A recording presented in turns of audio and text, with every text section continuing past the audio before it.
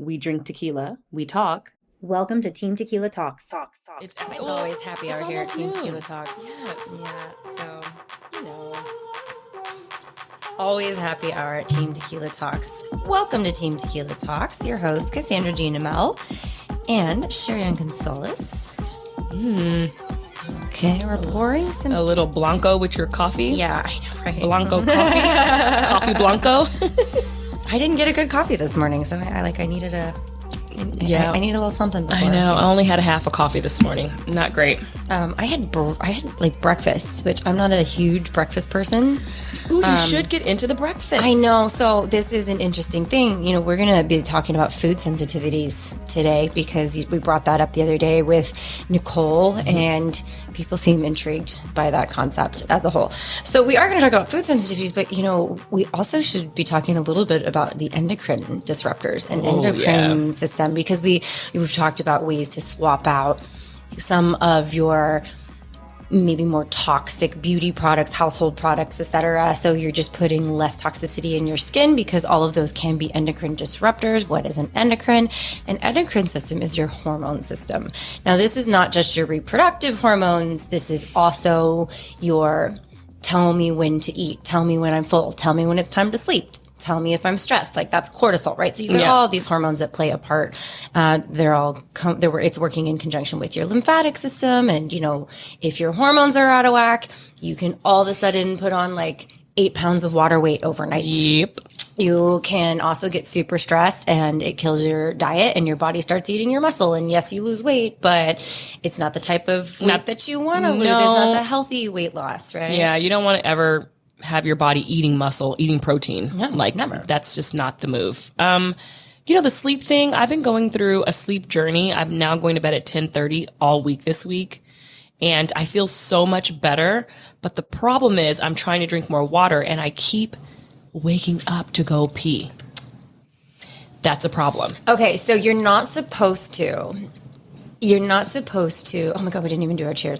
Should we cheers with our coffee or tequila? Yes, both. It's a double cheers. So with the water thing, you're supposed to not drink within like 2 to 3 hours of going to bed. And you are supposed to hydrate. So it's not like, just like dehydrate yourself. You're not supposed to down it. You're not supposed to But down I it. was sipping a tea, and this is my issue. I've been drinking, I found that I was probably a little dehydrated from the weekend. So I was like doing all of my catalysts, all of my stuff that I do for like rehydration I was doing. And then I was drinking tea last night at like 8:45, got my daughter down, and then I woke up at 2:15 to go pee and 5:15 to go pee, but they were kind of like phantom pees. Yeah. So, okay, this is kind of where I'm getting though. That is less about your need to actually empty your bladder, and this is more about what's going on that's waking you up, and that can be endocrine disruptors, because that means that your hormones are not properly secreting that melatonin in your body that is saying, hey, it's time to sleep. And the interesting thing is I find that it's the same for me. When I am out of whack in one way or another, like I feel like even after I had COVID, that's a big one. It's a big, like that really did, and that didn't more of anything. It did a number on my, on my inflammation. Yeah. I found that even when my doctor was like, you should be taking Pepcid and, Claritin, because you're completely inflamed. And this is going to tie into what we're going to talk about in a minute here with the food sensitivities too. Yeah. But I was so inflamed. I had this histamine response. And even when I had COVID, I had hives. Like I had weird hives. Oh, you got the skin topical. Skin. Yeah, I did. Yeah. This the second time I had COVID, not the first. Yeah. Well, they say it's different. They say it's different every time. I will say I slept like a baby when I had COVID. Oh, really? It put me in a deep, I slept probably like 12 hours the first day. Oh, wow. And I woke up and I was sweating, but then I woke up, could not eat. I just had soup and then went back down for another 10. And then I felt better in 2 days. So I had a hard time the first time I had COVID because it was kind of early on. It was in 2020, and this was the OG, this pre-variant. Right. Mm-hmm. And you get this diagnosis, and the thing was I felt fine. Like I had a bit of a headache, and I was tired. I was fatigued. but I otherwise felt okay. So that was really unnerving for me because I'm like, what am I missing? Right. So my anxiety was at like a 10. So I was having a hard time going to sleep at night because I was by myself, isolating a week and a half. And I'm like, what if I wake up in the middle of the night and I can't breathe? Right. Because I feel okay. So I feel like if this is so bad, this is so scary. We're seeing like, you know, how bad it is on the news and everything. And the whole world is shut down because of that, this.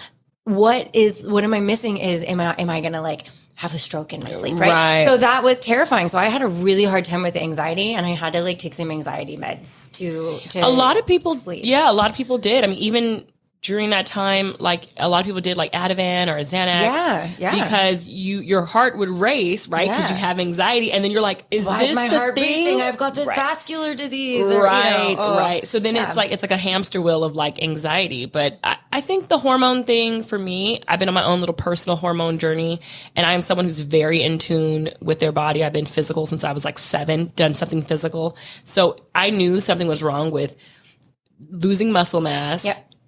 Eating the same where didn't change much. And I was like, wait, something, and not sleeping and this is not when I'm drinking, just normal. I normally can hit the bed, go to bed at a good time, get a full 6-7 hours and wake refreshed. And I woke up groggy and just tired. That is all of your hormones playing a part because your hormones tell you when it is time to wake up. Your hormones tell you when it's time to eat. Your hormones tell you, it signals everything when to poop. When to poop. It signals everything in your body. So, you know, the getting back to the breakfast thing, I have been following a lot of these hormone studies that are happening right now.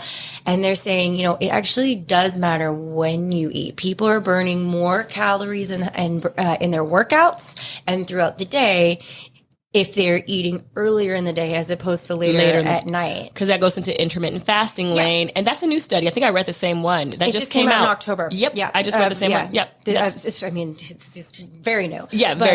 I do that. I mean, I just switched about a month ago eating before 10 a.m. and it's the hardest thing ever because I'm a you're not used to it. Yeah. I'm a noon to 1 p.m. eater. I intermittent fast. No, my body said, goodbye. You're done with that because now. So the interesting thing is this is some of the things that there are obviously a ton of benefits to intermittent fasting. And a lot of these studies are saying, you should still intermittent fast, but you should be intermittent fasting from, eat your dinner at like 5-6 o'clock and then just be done for the day. And that way you get like your 14-hour intermittent fast. And then when you wake up, eat within an hour of waking up, you're still getting your fast. You're still getting all of the benefits, but fasting can be, I don't want to say dangerous for women, but it's a lot trickier because men, they only really have testosterone regulating where they are at and their levels are the same all the time. Assuming that there's not a, injury or whatever. Or an illness or something. Yeah. But I remember seeing this chart and for men, it's like testosterone, just 28 days out of the month. Yeah. If you could pick any day and take a snapshot of their hormone profile, it's the same. It's the same. Right? But women have so much more going on. And we've got all of these things like progesterone and you've got like these daily. It's happening daily. Oh yeah. You could take a picture of a female's hormone and be like, that's day 7 of her cycle. Like totally. Or you can just not even that. You can look at yourself in the mirror and be like, I did nothing different and my pants are a little tight and because you're ovulating or, or you're about to start your period or you just got off your period. Like I just read the study about how some women, the moment their period stops, then they bloat. Oh, I feel like I'm the other way. So, most people are. And that just happened to me last month where I was like, I just got off my period and you retain more water. It's your hormone levels. It's just your body is not. And, as you age and what you did in your 20s, you can't do in your 30s. What you do in your 30s, you can do in your 40s. And I'm learning the hard way because I'm like, no, I can still do this. No, you can't because your body needs different things as you age. It's really as your hormones start to drop off a little bit. We should have a hormone specialist. Ooh, I would love that. Well, because another thing too is I follow this one yogi dietitian person because that's me. Love a yogi dietitian. And she's all about, eating lean and nutritious food. So she's very carnivorous and stuff. Who's saying like eat your organ meats. And I mean, it's like, listen, I don't love liver, so I don't know if I can get on that. As a kid, I used to have to eat. As a kid, my grandma would make me liver and onions over with the gravy so over you, rice. But, and she would do it in the winter because she'd be like, "This is gonna keep you, not getting sick." Your granny was a smart lady. I know, but bringing her up, but it was mushy. It was so disgusting. So this is what they say is if you don't want to eat liver, it's one organ meats are the most nutrient dense that you can get. Obviously, we want to stick with organic and grass fed and all of these things, pasture raised, etc. But if you don't want to eat liver, you can take liver pills. Those are pretty common. So you get the benefits of all of the nutrition of the liver, but you don't have to choke down a liver and onion. Okay, so this is my issue with that and what my hormone lady just told me like a while ago is because I was like, I'll just have a protein smoothie in the morning. It's probably better for me to get it down than it is for me to eat like some turkey sausages. And she was like, no, you need to put something warm in your belly first thing in the morning. It's heat. Your body is cold when it sleeps. And then you wake up, the first thing that hits your stomach should be something warm for your body to work. Your body doesn't work on powder protein the same way as it works on actual protein. I'm breaking it down. So that is what like this person that I'm following, she says the same thing. She's like, you cannot just add collagen protein to your coffee. You actually have to digest because what you're doing is when you start a car and it's like, vroom, vroom, vroom, vroom, like you're starting the engine for the day. And this was really tough for me to get on board with because I have never been a huge breakfast person. And I would rather have like a massive dinner and get all the things just in terms of taste of food, but also I'm hungriest at the end of the day as opposed to the beginning of the day. That's just how my body works. I'm also a night owl, not a morning person. So it kind of makes sense. It tracks, right? But she was saying, she did one of those like, TikTok videos where they dance and they do the ding, ding with the words that pop up. Did you think? Exactly. And she said like, let me guess, you wake up and you have black coffee first thing in the morning. You feel great. You probably lost 5 pounds when you made the switch, but now you're gaining weight and you don't know why. And it's like all this stuff. And I was like, crap. I know. Yeah. And I don't necessarily think that I don't feel like I'm gaining weight, but I can feel like this is not going to be working long term. This whole and I've been doing just coffee for breakfast for years because I'm like, I'm not very hungry and I don't want to take the time to sit down and I'd rather just get my day going and then I'll eat at lunch and I will catch up. But the whole point is that you maybe do feel great and lose some weight right off the top because your cortisol is just firing and your cortisol levels are through the roof. And so you're sitting here being like, oh, but a few years ago when I would start my day off drinking coffee and waiting to eat, I had so much energy, but then you end up crashing and then you wake up in the middle of the night having to pee because your body's all upside down. Your hair starts to thin. I know a girl who has skipped breakfast, not done the breakfast thing for a long time, and her hair's just falling out. She even admits she's like, I can't wear my hair down anymore. Yeah, my thyroid is wrecked. Yeah, and it's like that's all endocrine. It's all endocrine, and there's something about I see these trainers online women over 40, you can't let me get your muscle back, and it's like, bro, you need to have a doctor's help. It's just not so easy. It's like, the reason why you're getting belly fat is because you're not doing enough crunches. That is 100%. It's not that simple. Not the reason. It might be for men. Well, this is what I'm saying. Men, my husband wakes up in the morning, and if you don't feed him within the first 30 minutes of his feet hitting the floor, he feeds himself. If he isn't fed. Right? He's like, I can't think. My brain. And women, we just kind of power through that and we're just kind of like, no, I'll think about that later. And when I have egg and just a turkey sausage or a chicken sausage in the morning, I actually feel better and my brain is clearer and my workouts are better. See, I'm not there yet because I'm kind of starting to slowly introduce the concept of breakfast and protein, and they say you're supposed to have 30 grams of protein first thing in the morning, and I'm like, shit, that's so much protein. It's that's so much. Just like 8 eggs. No, it's like 4 it's a lot. Turkey sausage links and 2 eggs. It's a lot. It's a lot because you're just lumberjack. Well, look, I shoved it. I did it.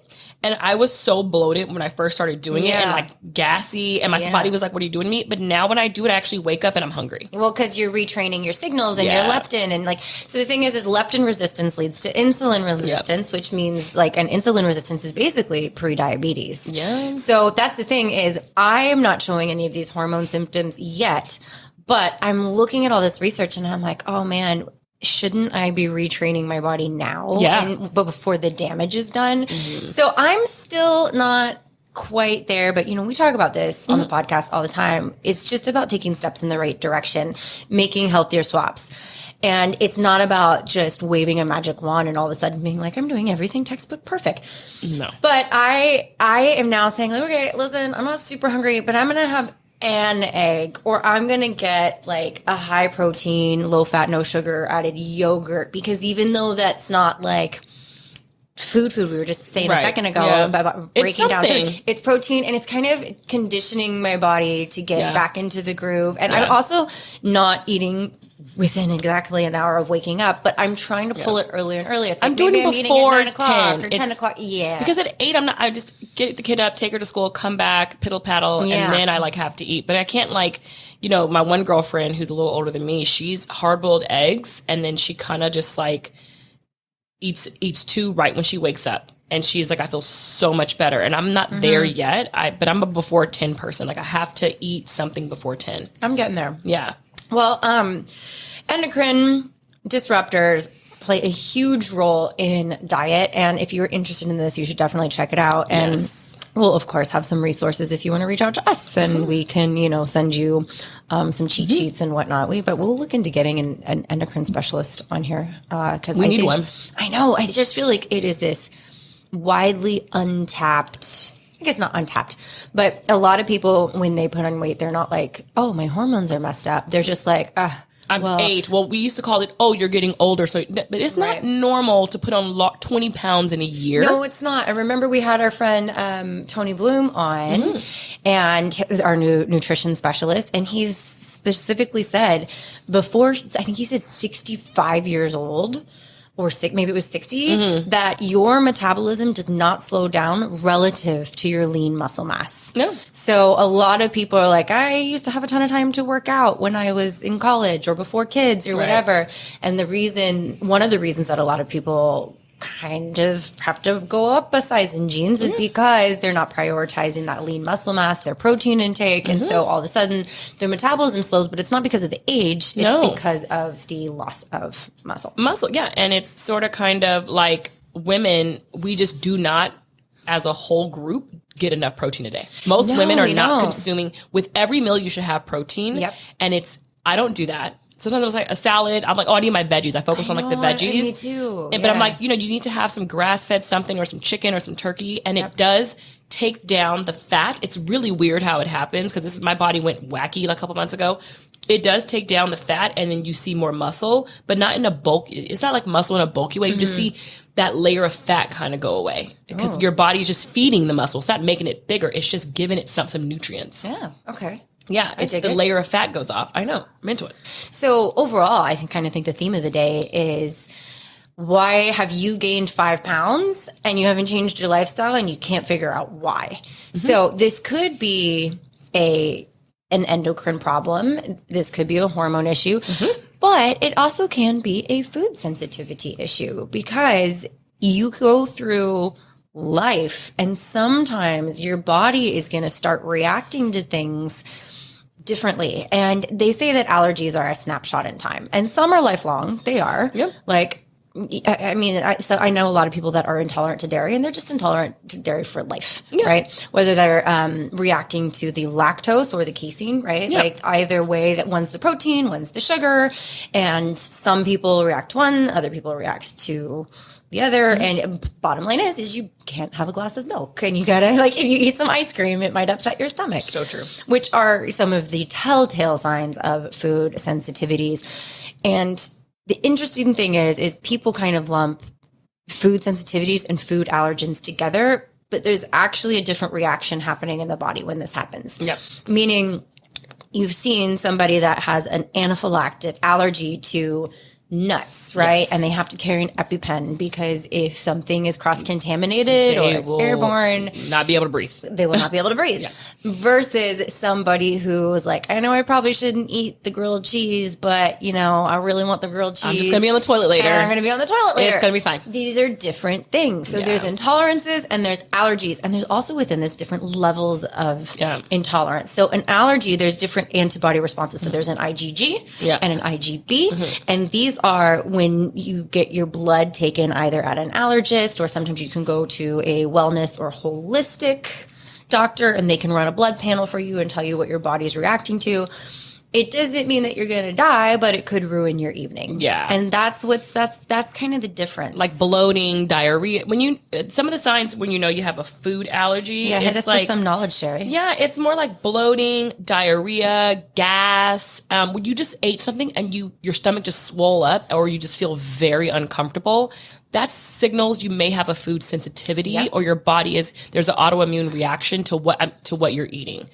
Now it's different from autoimmune diseases and allergies. People get them confused sometimes because my husband is someone who's hypersensitive to a lot of foods because of his autoimmune. So sometimes in restaurants, they'll be like, is it a real allergy or is it because sometimes people are like, oh, I'm allergic to gluten, where it's like, you're not celiac, but you have a sensitivity. Right. And they're Cross-contamination is a big thing. Right. My husband's body will attack his own intestines if he eats egg, dairy. So that's a different autoimmune response. But basically with allergies, the immune system overreacts to harmless allergens. It's the same type of response that expels viruses and parasites. So it's kind of like your standard milk, soy, eggs, nuts. I mean, most people, adults and infants, the peanut butter test, where the doctor, we went into when she was a little girl and they pricked her to see if she can eat peanut butter right away. Did you do that when she was like? No, I feel like we just gave her nut butter and we were like, let's see how it goes. Oh, you know what? You're probably in Canada. That's why. Yeah, we were in Canada that's not really a thing. No, here they were like, you need to come in and do your nut allergy when she started doing like food. What was it, 6 months, 8 months, whenever they start solid foods. It's about 6 months. I mean, they came in and they pricked her and for nuts and but then it's usually generationally. Like they said, if you're very allergic to something, your child will, if mom or dad have allergies, it kind of passes to your children too. It can be genetic for sure. Yeah. And Steven and I don't have hardcore allergies. We have a few things, sensitivities, if you will. So there's there's sensitivity, there's intolerance, and then there's allergy. Yeah. Either way, if you are reacting to these things, you probably don't want to put it in your body. Yes. But we'll break it down because a sensitivity, for example, I'm very sensitive to sesame seeds. Yeah. Am I going to die if I eat them? No, definitely not. Am I going to have to go to the hospital? No. Is it going to make me uncomfortable for several hours? Yes. So and the only way that you can really find these things out are if you do an elimination diet, which is the Whole30 diet is great for that. I think that the Whole30 diet is amazing for a reboot, a cleanse, a reset, and it's also going to take out any type of inflammatory food, including the top allergens, which are going to be peanuts, dairy, eggs, gluten. Yep. I believe you can eat eggs on Whole30. Oh, you can? Yeah, but if you think you're reacting to eggs, you shouldn't. You shouldn't. Okay. But if you eat an egg and you're feeling all right, then it's fine. Right. But if you think I'm good with eggs, but I know the leaky gut syndrome was a huge thing maybe like 7-8 years ago, and that was a huge in the fitness world where it's like, do you have leaky gut syndrome? Yeah. Because eggs can cause or contribute to leaky gut. That is not my issue. I think I'm like moderately have a reaction to crab. But it's so low that I don't feel it because I love a crab. Oh my God. I go to those restaurants and I crack those. I love some crabs. I don't think it tastes good. Really? No. You like lobster? Oh, you don't like that family. I'm not a big seafood person. I mean, I'll do it if we're going to, crustacean or if we're going to a nice... If you're in Spain and you're on a boat and they fish out a snapper with some garlic and olive oil, you're gonna kill it. Well, and we went on a vacation to Mexico and there was this one at this nice resort. They just have this pop-up cafe. It's not even a full restaurant. It's just a guy and he's like, here's what we caught this morning. And he fires up the grill and he's like, we've got these two sides. In that case, 100%. Yeah. But I am never inclined. You're not going to go to a restaurant and order salmon. No. I actually hate salmon. Yeah, Salmon, I crab salmoned. thing. I salmoned out in college. That was back when salmon was like, eat salmon, lose weight. I don't know if you remember that. You're a little younger than me. And so all the dancers were like, salmon for lunch, salmon for dinner. And we'd buy the canned stuff because we weren't rich. So we would buy the canned That makes salmon. it so much worse. It was, honestly, it was just like salmon salad, salmon sandwich, salmon everything because of the omega-3s and all that. But yeah, you're not going to go to a restaurant and order. I actually think it's ridiculous to go to a restaurant and order salmon, but that's just my opinion. You can make, they charge $45 for salmon. You can, I know. It's ridiculous. It's like $2.99. That's what I'm saying. I'm like, and it's farmed. It's not fresh. Right. So. And well, I mean, I think that everybody, I mean, I know a lot of people that are like, I just don't have the taste for red meat, or I just don't have the taste. Like my mom hates chicken, you know, like that's just so interesting. And I always gravitate towards the chicken. I do. So, I like mean, chicken and I'm a red meat. I'm a chicken and red meat girl, even though there's a lot of misinformation out there about red meat causes colon cancer and all this stuff. That is misinformation, and we should just quickly clear that up because it's not the meat itself. There are actually no studies that prove that. No, it's the garbage. What they did, and this is exactly what this study was, and I think it was really irresponsible for it to be published in this light. But they didn't say, is there a direct causation from eating a steak and getting colon cancer? What they did is they found people that had colon cancer and they said, what's your diet like? And they found that most of them were eating red meat. Yeah. But they're eating like 7-Eleven hot dogs. That is not the red meat I am talking about. Exactly. Exactly. It's all and they're also eating tons that they weren't looking at all the other things like the sugar and the wheat. Or the cigarette smoking or lifestyle. Because I do believe there are, and you know, I've talked to a bunch of oncologists. I've had the pleasure of having a lot of family members with cancer, and the oncologist told me, my sister, we were 13, and he goes, a lot of cancers we see today are lifestyle cancers. Yeah. And a family member of mine, he's like, this cancer she has is because she's been smoking since she was 12. Yeah. And she's 75 years old. And guess what? The lungs are regenerative, but they don't turn over if you keep burying it down. It's like your liver. It's like you drink and you keep drinking, then yeah, it's not going to turn over. You're not going to give it a rest. That's why everything is in moderation. But I do believe a lot of things is lifestyle. And I think these studies are meant to kind of like make you afraid. Don't be afraid of red meat. If you like it, eat it. Get it grass-fed, organic. I think it's like at Whole Foods, they call it level 3 meat. Yeah, I mean, anything you get at Whole Foods is going to not have antibiotics. Yes, at the very least. Jay! Hello! What up? How we doing? Hey! Yeah. Jay Glazer. We're going to drink some Teramana. You got your Teramana? You have a lot of product back there. Oh, we need to be where you are. Hey, Well, Jay Glazer, welcome to Team Tequila Rock and roll. Talks. We are going to chat with Jay a little bit. Cheers. Cheers. Virtual cheers. Virtual cheers. Okay. Love it. Nothing like starting our midday with some tequila and some cheersing. It's good. So Teramana is Dwayne "The Rock" Johnson's tequila. my niece.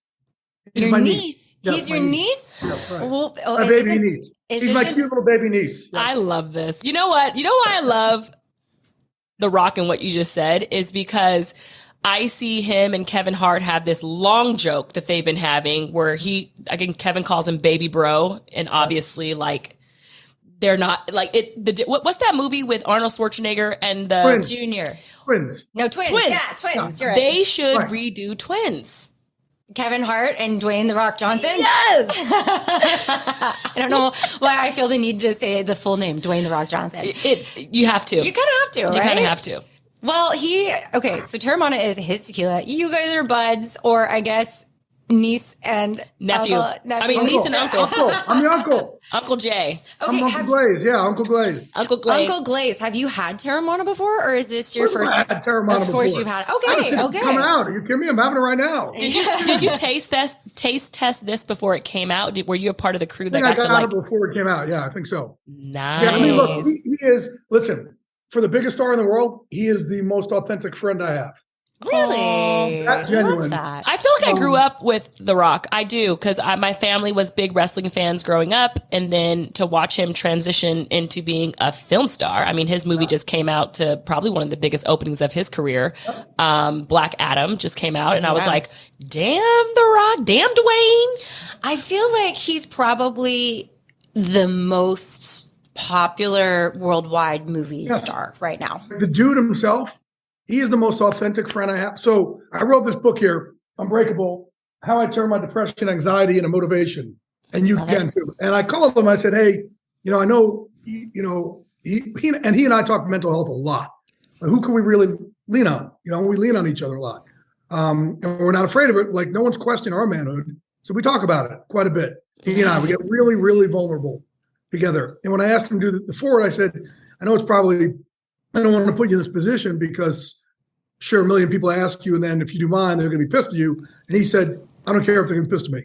Like, you're going to be a voice for all of us in the gray. So yes, I got your back, 100%. And within a day, he sent over the forward.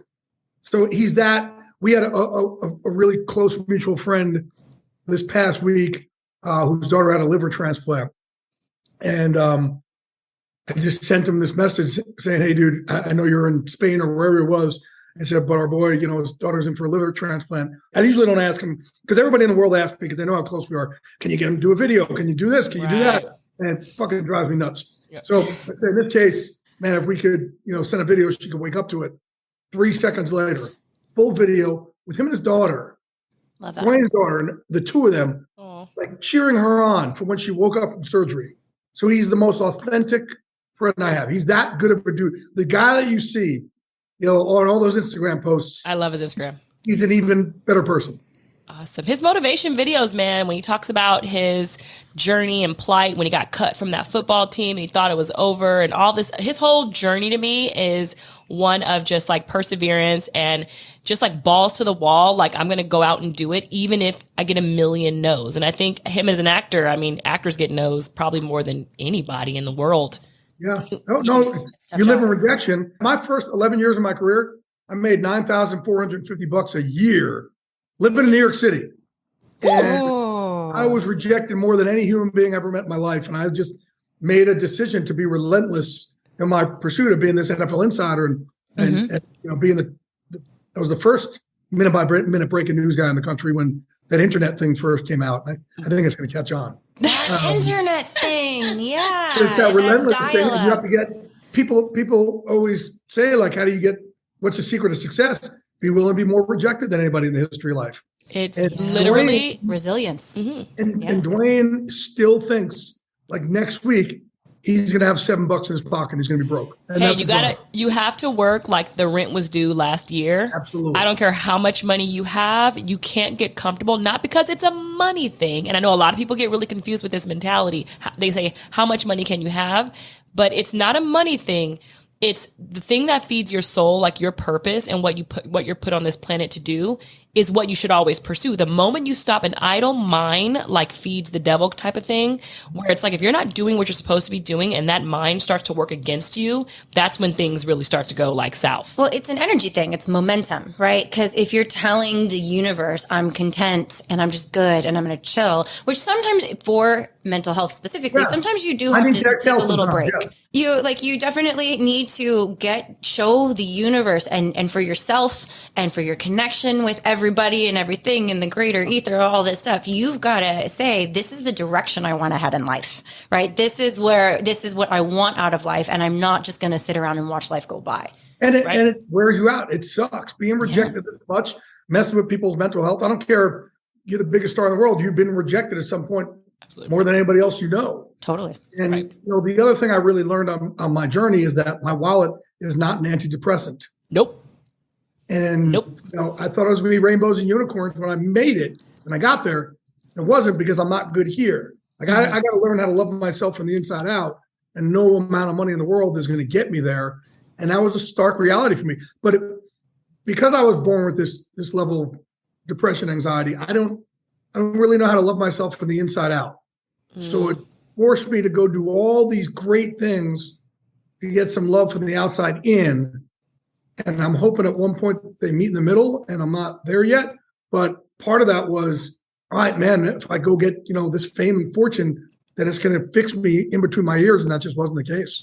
Because we promote, I think a part of the American dream is that you work hard, get some money, white picket fence, house, 2.5 kids, and then you've made it. And I think the goal is to get there. And we don't promote enough about what you're doing and feeding your mind and your soul on the way there. And I think I just talked about this the other day to my husband, Kobe Bryant. He was always very conscious of. Wait, your husband, Kobe Bryant? I know. I just talked the wrong to my husband, Kobe Bryant. No, I just said I talked to my husband about this the other day about Kobe Bryant. Okay. Wait, she was missing a pause there, though, right? Like you're Vanessa. in a polygamous relationship with a ghost. Don't listen to these two. I have a husband. No, but I was talking about how Kobe Bryant was always like, his mentality was like he didn't negotiate with himself. He was like, I don't negotiate with myself. Yeah. If I have a goal, I set my goal. And once I set the goal, it's not about how I'm feeling that day as opposed to what it is. But then he backtracked. So if he was feeling negatively that day, then at the end of the day, he would go backwards and address his mental health, which I think a lot of people we push He was through. ahead of the game. Yeah. He was ahead of the game. And I think a lot of us, we push through on our goals and then we just kind of let it stack up, the emotional, mental health part of it, psychological part of it. And then it crashes on us. And then you're like, I have this money, I have this house, I have my wife, my kids, my daughter, and I'm in like the south of France on a yacht and I'm fucking miserable. I'm depressed. Yeah. Well, I think he was ahead of the game. Where I try and push a lot now also is that mental health is so reactive and it's not proactive enough, but we should put as much in work in our mental health as we do to our physical health, right? So that's what Kobe's kind of saying. Like if he has a sprained ankle, he throws everything at it. Yep. But he's also going to throw everything at it between his ears and behind his rib cage as well. Too many people wait until the sky's falling to do that. Yep. We got to do it beforehand. And that's where he was brilliant. Yeah, Right. and that's even, meditation and therapy. You have to, it's like going to the gym. And, it is like Part of your routine. you're reserving time and you're taking your brain and soul to the gym. And you got to do it even if you're feeling great. Because you don't stop going to the gym once you're like, I look pretty good. We're good. Nope. It's a daily thing. It's a practice. It's a Yeah. practice. Well, I talk to football teams about this. I say, you guys don't only catch passes when you have the drops, and you don't only practice tackling when you're missing tackles. You do it all Right. the time. You don't just lift when you're feeling weak. You do it all the time. So why aren't we doing that same thing with our mental health? Yep. Like it's just not ingrained enough yet. And that's where I'm trying to, give this word for people to start talking about it a lot more and it becoming normalized. Absolutely. And I think with men in general, I think there's been a stigma to not tell your buddy. I think it's great what you and Rock have. A lot of men don't have that guy that's like, hey, man, I'm feeling down. Like I know my husband has, his friends. He can be like, hey, can you pray for me, man? And send him a quick text. I'm like, yo, I need some prayer. I'm having an anxiety attack. And I feel like a lot of men don't have that type where women were like, girl, I had a day. I am calling you and I'm about to vent. Men just don't have that outlet. And especially like male athletes. I mean, football players, baseball players, basketball players, hockey players, they're taught, men have this kind of facade that they have to keep it in. Yeah. And that's, look, Cassandra's been to our gym, Unbreakable, and she's seen me train football players and fighters. Oh, yeah. And I'm part of the problem because I say to the guys, don't show it. Don't take a stool in between rounds. Don't put your hands on your hips. Neutral face. Don't show me your Don't take a knee. We don't take a Don't knee. take a knee. Yeah, right. Don't. You're right. We do not sit down in between rounds. Nope. Do not ever show it. I'm going to break you mentally. I'm going to break you inside that cage or on that field by having you look at me going, damn, why is Glazer not sitting down? How come Cassandra doesn't have her hands on her hips? What is going on here? And that's how men are Conditioned. conditioned. And now I'm asking that we go the complete opposite of that. And that's how we're going to make it. And that's my level of depression, anxiety, or clinical. It's the earliest memory I have. So I don't know what it's like not to live in what I call the gray. And the gray is depression, anxiety, ADD, throw it all together. It's, LMNOP, whatever you want. Got it all together. But when I am struggling now, I will call 4 people that are friends of mine to let them know I'm struggling. Dwayne's usually almost always on that list. Man, I'm fucked up between the ears today. I'm struggling. And it makes me feel better. But then I'll call 4 other people, 4 other dudes, and not let them know I'm struggling just to check up on them. Mm-hmm. That's me being of service. And that's like another thing that helps me through is being of service. It helps me through my own grades. I have these teammates, right? Having a team, being of service, all these things help me. Well, one of the things that I love with a workout that I love to do on the road because it's no equipment, it's super raw. You get vocal, you go and you get out all of that energy. And I could do it barefoot in a hotel room, and that always reminds me of get uncomfortable in your body and in the gym so that when real life makes you uncomfortable out there, you're like, I can handle this. I can sit with this. I remember what it was like when I had my heart rate at 165 and I'm screaming because I'm letting out my day and my glutes are on fire and all of this stuff. You want to get comfortable with that discomfort. So when the comfort that you can't control comes at you out in the real world, you're a bit better equipped because you don't freak out. Like, what is this feeling? I'm so uncomfortable in my body right now. Yeah. And there's such a proven link between mental and physical health, which is why when a lot of people have anxiety, what do they tell you? They're like, do you exercise? Breathe. Right away. Absolutely. Yeah. Did you ever notice, Cassandra, also, we're the only gym in the world that I specifically kept one thing out of the gym. Do you know what it is? I feel like I don't see a treadmill in there. Is there? There's no, I've been there once. I've been to your gym once. I know, I'm trying. No, I'm there's no, I noticed there was no spin bike. No, there is a wind bike. There's no mirrors. There's no mirrors. No mirrors. There's no mirrors. Not a single mirror in the place. I remember that. I don't want anybody's back turned to the rest of the team. Yeah. Health wise, we need a team. Yeah. So I don't want anybody else checking themselves out. I wanted us all be part of the same team. So I specifically kept mirrors out for that reason. Yeah. That's so good. It took me a minute, but I was sitting here looking at the gym in my mind going, what's not there? I guess there is a treadmill in the corner. Yeah. And now specifically was for that because I didn't want anybody's back turned to the rest of the team. Yeah. I wanted us all to be in this together and walk together. That's what you're talking about. You get yourself uncomfortable in there. We could all check our egos. But then we all have a team together to walk together with outside those doors. Right. And what you're talking about is community, which I think a lot of times, athletes, they grow up with that. I have family members who are professional athletes and they always have had a community. So I think when you play a part of a team, when you're or part of an organization, they become like family or they have to. Your football player, your quarterback is like daddy in a sense, you know what I mean? And then you have all of your other family members on the team. And I think what most people don't realize, isolating yourself away from people or not finding your tribe can be detrimental. And people say, well, who's my team? So for me, like Unbreakable is a team for me. My fight team is a team. My Fox NFL Sunday crew is a team. When I was on Ballers, that was a team. But like God's a team for me. My son's a team. My dog is a team. Yeah. We have teams around us. There's friends who all can make up these teams. We just have to realize it. We're not as alone as we think. Right. It's true. Even though the world is built to make us feel like you're more alone, but you got to find your tribe, man. Find your tribe. That's what I say too. Like social media. I talk about my level of depression and anxiety because mine's clinical. But you don't have to have clinical. Like we all have it. Because listen, Instagram makes us all think our lives suck, right? Yeah, doesn't it? We're comparing ourselves to everybody else's filtered, Photoshop in a second of one day. Yeah, and we're going, how come my meal doesn't look like that? Why am I still left out? Holy shit. How my body doesn't look like that. It's fucking terrible. Well, it's interesting too, because I had someone come on and say like, oh, you're only posting the photos where you're out with your friends or on vacation. I'm like, I'm sorry, do you want a picture of me on a Tuesday doing laundry?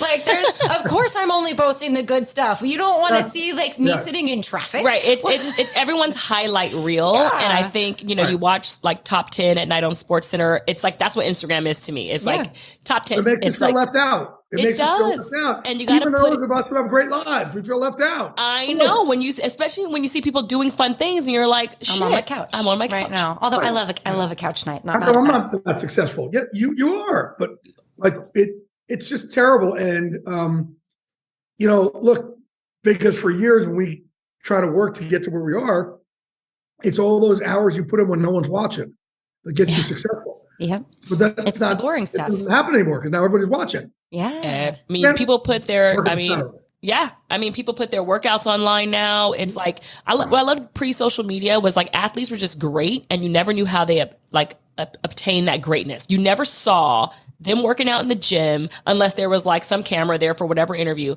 And then they just, every Sunday or football or basketball, you just saw greatness. You're like, damn, nowadays you can see the technique coach on Instagram, the stairs and the ladders and how high they jump. And I'm always like when I go into Unbreakable, one of my favorites is in the summer, it's basketball off season, and I'll like be sitting in the recovery room and I'm like, 8-foot giant there comes are in. 3 7-foot gentlemen surrounding me right now, and they're in the gym for hours, I right? know. That is a lot of work, and it should be because that is their profession, and you also got to work in the recovery, and you know. Yeah. But it's crazy because most people, I didn't see it firsthand until I went to Unbreakable and watched these athletes train there in the off season. And it's like, wow, this is your off season, and you were in here for 4 hours. It's crazy. Yeah, damn right. And that's the difference between goodness and greatness. Yeah. These guys suddenly, they have 24 hours a day to work on their craft. When they're in college, they don't. So that's why so many draft picks are bust, because they come in the NFL and they still put in the same amount of work they did in college. No, let's find the guy that's going to use the extra 18 hours like the way Tom Brady does. That's why he's great. It's like I tell these guys all the time. You want to know the secret of success? Find out who the best is and do more than that. Time. I just being heard being famous is not the same as being great. No, and the reason why they are famous is because they are great. It's kind of like, but I think a lot of times they think it's the same. So they'll do just enough to be famous. That doesn't make you great. So those hours that Cass is talking about that you put in, that makes you great. Yeah. It does. And I think, you look at someone like a Tom Brady or Aaron Rodgers, or, I mean, look, Russell Wilson isn't playing that great right now, and I follow him on Twitter, and he kind of tweeted the other day, like, he was like on a flight back from wherever he was flying, doing lunges and jump squats in the middle of the plane. And I was like, people were laughing at him, and I'm like, but get it in. You got to get it in. No. But we're only laughing because he basically said he was doing a marathon at 33,000 feet. That's ridiculous. No one's going to let you. Is this some type of Denver altitude training? He's now in the Mile High City, and he's got to Hey, dude, get the reality. You're not going to do 4 hours. It's a marathon. And he has a pulled hamstring. So no coach is going to let you do that. I know. So it's just like Russell's just kind of gotten lost in just wanted to be this brand, this star. Well, he I does work his butt off, but then he says things like this. Right. I don't know if you ever heard about this, Jay, but this is the famous Kobe quote. And it's my favorite. I'm a huge Kobe Bryant fan, obviously. Right. And this quote, literally, I remember it was back when Caron Butler was playing for the Lakers and that whole squad weren't playing very well. And so Kobe was like, this motherfucker came in the locker room and asked me, hey, I need a stylist. It was like a rookie. And Kobe was like, you need a stylist? And he was like, yeah. He's like, oh, and a publicist. Kobe was like, clothing. Yeah. So Kobe goes, you need a stylist and a publicist? He's like, yeah. He's like, motherfucker, you scored 2 points last game. You had 1 rebound. He's like, I hate this. He's like, I hate all this crap, the social media crap, because it's ruined. Being famous ain't the same as being great. That is correct. Jay, are you drinking the silver or the añejo or the reposado? What do you have? The repo. You're doing the repo. Okay, we have this silver and the añejo over here. I got them back over here too. Yeah, so we're doing not a flight. Can you do a flight with 2? No. Yes. Right? Yes. Okay. This is called takeoff landing. Takeoff landing. Takeoff and landing. Well, okay. So I was going to say fantastic. The jump from usually when you do a flight or when we taste, we'll sometimes do silver and then reposado and then añejo. Right. But we didn't have the reposado, and we're like, okay, well, let's just do the silver and the añejo. Well, and I have to say, the jump between the two, the silver tastes completely different than the añejo. Yes. This is, whiskey. Oh, yeah. Yeah. Oh, there you go. It's very light. That's what I noticed about It's a very light reposado. It's a very light repo. It's clean. It's very clean. Very clean. Does it taste light? Is it it's so clean. I'm not saying this because my friend. I'm really not. Well, it's clean. I love it. When I call him for more cases, it's because I drink the shit out of it. Right. Well, you know what, Jay? Can you tell The Rock that I wore this specifically for him? This is old school. Little necklace. Yep. That's it. You see the fanny pack. It's his outfit. I almost wore a fan hat. I was like, we're having Jay. He's really close to Teramana. This is my Teramana rock swag. My turtleneck, old school. I feel like you blend in great with this bottle right here. Yeah. Well, it's very I find the añejo, it definitely, it says it's aged in whiskey bottles. And I didn't even need to read that to know that because you take a sip of it. He puts time, he is the busiest guy in the world, but he puts so much time and effort into this. That's why he's authentic. He doesn't just put his name on things. Well, one of the reasons that we are always talking about the balance between nutrition and staying physically active and lifestyle choices, but also kicking back and having fun and drinking some tequila. And the best way to drink tequila, if you are in a hardcore training routine, which I imagine you see all the time, owning a gym and being friends with Dwayne and all this stuff, is tequila on the rocks. Right? Like we don't add a bunch of sugar to it. We're not mixing it with stuff. I put a lime in too because my body works well with lime. Yeah. My body is not good with it. So we have a nutritionist. Have you done that? Unbreakable nutritionist? So I haven't done it at Unbreakable, but before I came to Unbreakable, I did it because I was getting sick like every day. And it turned out it was the stupid almond milk. I was putting almond milk creamer in my coffee. So we do blood tests at Unbreakable. It's $1,500. Woman named Denise. Incredible. What turned out, so what she does, she tests you for everything that acts as an anti-inflammatory and inflammation for you. And it turned out for me, the foods that are inflammatory for me were spinach, lemon, asparagus, ginger, soy, carrots, green apples. Wow. Those are so random and you would never know unless you took a blood test. Oh my God. Denise did this test for me. I've had psoriasis for 10 years. I've been on 2 different medications, one injectable, one pill, just to stop the spread. I took those foods out of my system. It was gone in 17 days. Boom. I haven't had it back. 17 days. This is why I tell people all the time, nutrition is not at a group level. It's at a micro. It's not a macro, it's a micro level. And you have to know what your body can and cannot process. Because look, we come from generationally family members who were, 100 years ago. We don't know what they couldn't have. So you don't know. You can't ask your great grandfather what he's allergic to. I know what I can't have. Well, they found out the hard way. You found out the hard way. And I think blood test or any type of test you can do that tells you what's causing you inflammation is for long-term health is probably the best as you get older. And I know not all the people who are watching here have $1,500 laying around to spare. If you do, call Unbreakable and talk to Denise and get that done because it's a game changer. But also for you, if you realize, okay, I'm having a certain type of food and my arm is itching after, or I'm getting sniffly, or I'm doing, realize it. Take a mental note to yourself and go, all right, maybe it doesn't matter how healthy something may be for you. Well, spinach is so healthy. Yeah, like yours are spinach and asparagus and carrots, green apples and carrots. Apple and lemon and ginger. Yeah, and we're talking about fruits and veggies here. Well, ginger's your like winter flu shot. Ginger, a little bit. Right? I know. Well, green apple for me is like a huge one because I love apple juice. That's like my thing. Like on a plane when I don't want to drink, I'll drink apple juice with like club soda. Yeah. I'm feeling like I'm having like a cocktail, a whiskey, a mocktail. And now I realize those juices were killing me. I can't use it. So the way, and this is we've mentioned this in the past on prior episodes, but allergies and intolerance can be a snapshot in time. You can heal your gut, but you have to really give it that time because your gut can't heal if you continue to aggravate it with something that is aggravating it. Reintroduce it eventually, and that's what Denise was helping me with. You have to heal your gut first because if you're eating foods that are inflaming your gut, then we're getting back into leaky gut syndrome and all of this stuff. She found out I had candida too, and would lead to leaky gut. So. A lot of men have candida. Yeah. Candida gets a bad rap with women. They're always like women in the yeast, but men can be yeast. I got past it, but it took me months and months and months and months. It takes men your gut's your longer. second brain. Yeah. So, your gut health affects your mental health a lot. Yeah, the brain and gut axis, there's now all of these new studies. They kind of knew before, like a lot of holistic doctors and wellness doctors knew this, and even Eastern medicine and acupuncture knew this. Well, the gut and brain axis is now proven, and they have all of these studies that are coming out going, wow, if your gut is messed up, it can worsen anxiety and depression. Yeah. And you can feel the fluttering in your heart because your gut is inflamed and you're eating something. So you're talking about mental health. Meanwhile, you're probably just discovering recently with all this new food science that you're actually ingesting these things that are exaggerating your anxiety. Yeah. So I just got back from Thailand. I went a 35-day eat, pray, love, mind, body, mind, body, spirit journey, and to try and work on my mental health and my physical health. So they took Denise's test and they did 2 extras also, and then they would give me a lot of foods that they knew were good for me. So for I'm good with papaya and coconut and sweet potatoes and things like that. So they try to heal. They were trying to heal me from the inside out, from my gut.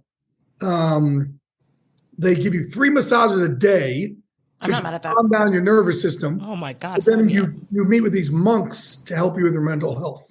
Ooh. And it was deep. Really? I walk in my very first day, and this monk looks at me, and he's like, "Ooh, you're in a lot of pain.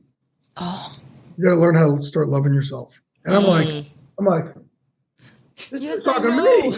Yeah. I'm like, he's talking to me. Yeah. And then this other monk comes up to me like the next day, and he just hugs me. He goes, "We're all going to be praying for you this week." I'm like, damn, I'm fucked up. Like, I know I'm fucked up, and I'm usually good with my fucked upness. Right. Nikes. Right.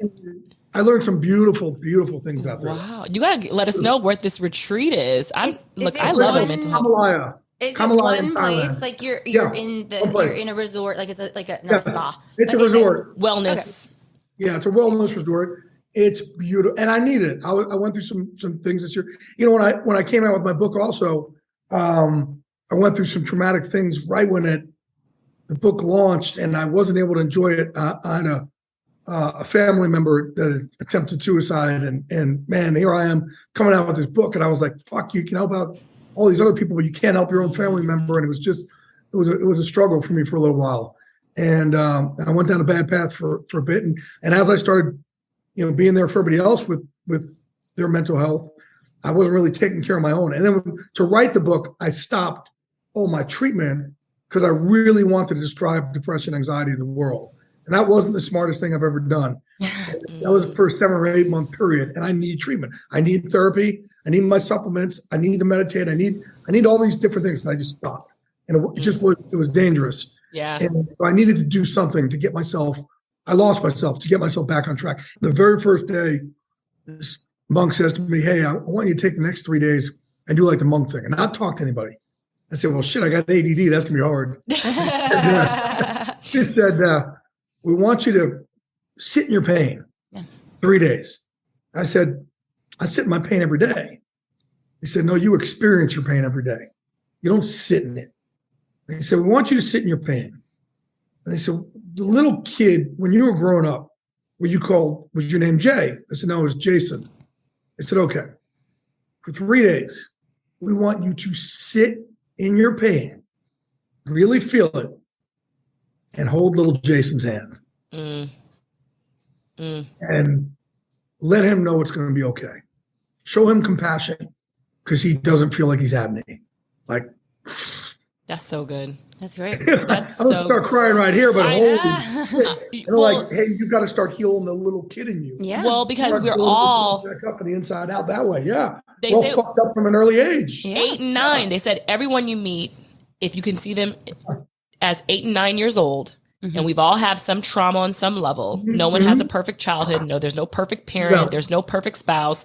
And so it's like, if you could see everyone through their 8 and 9-year-old lens and take care of your 8 and 9-year-old, me and my husband, we have this saying where it's like, we've been in therapy for like 15, 17 years where we're always just like, "How you doing?" It's like, "How you doing?" But we're asking each other's like child, because you can neglect each other's little baby inside. I protect my I love 8-year-old. that. Yeah, I protect my 8-year-old. I protect her. She is beneath a shield. We kind of open up a little bit more of that vulnerability for that adolescence that we all are. No one's an adult. We're all we're all cosplaying adults. Yeah. Right. No, and that's for me. I'm on a journey now to heal little Jason. Yeah. And I do things every day now to try and heal him and to protect him. And there's a lot that goes along with that. There's a lot of responsibility, but I'm learning. Like I said, I'm a work in progress. You're doing the good work. That's called the Doing the good work, and work. I'm sharing it with the world. Yes. And that's what I think. Until I wrote this book, I always felt like I was cursed with depression, anxiety. Yeah. And now, for the first time in my life, because how many people I now hear that is being helped by my words, I feel like maybe God blessed me with depression, anxiety. You turn those frowns upside down. I mean, look, everybody's adversity can be your win. You just got to flip it and understand why you had to go through that to get to the win. Yeah, well, because you can't control what happens to you or the hand that you were dealt in life, but you can control your perspective. Yeah. And you can control how you manage It sucks. that I'm not hand. gonna lie to you. No. It's an everyday thing for me. It's every day of my life. Every single day I got to get up make that decision to get out of bed. And it's hard to get out of bed every day because mine is on a deep level. But man, I make that decision. Then I decide I'm going to be relentless in life. Love that. Well, on that note, we're going to encourage everybody to be relentless in life. And Jay Glazer, thank you so much for joining us. Be relentless and unbreakable. Sharing Teramana with us. Can you tell The Rock we said hi? Of course. We don't need a video. I you did tell him I did? was doing it. Oh, Yes, maybe send absolutely. him a linky poos of our thing. Cheers, Jay. Thank you for joining us. Thank Check you. out his So book, good for Dwayne. Unbreakable. Yes. You can pick up Unbreakable by Jay Glazer. You can see him on And there's a TV. podcast now, Unbreakable, and it's called Unbreakable, a mental health podcast with Jay Glazer. Anywhere you get podcasts. Nice. We Love will that. link all the things on our link page. Thank you guys for so joining much. us on Team Tequila Talks. Appreciate you guys. Yeah. We'll catch you next time. Love y'all. Thank you, Jay. Thank you. You got it. My pleasure. It's great.